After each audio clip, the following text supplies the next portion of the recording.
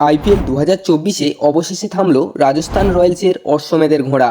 টানা 4 ম্যাচ জয়ের পর ঘরের মাঠে গুজরাট টাইটান্সের বিরুদ্ধে মরশুমের প্রথম হারের স্বাদ পেল সঞ্জু স্যামসনের দল।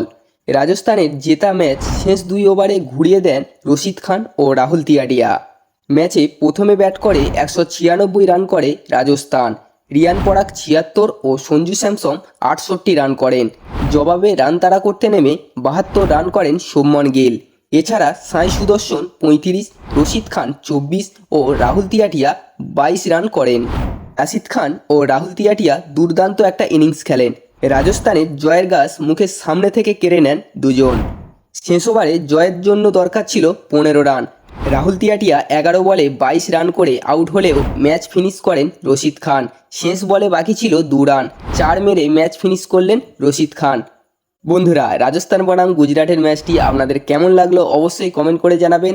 আর আপনাদের ফেভারিট টিম কোনটি অবশ্যই কমেন্ট করে জানাবেন। ভিডিওটি ভালো লাগলে একটা লাইক করে দেবেন এবং ক্রিকেটের সমস্ত নিউজ দ্রুত পাওয়ার জন্য চ্যানেলটিকে অবশ্যই সাবস্ক্রাইব করে দেবেন।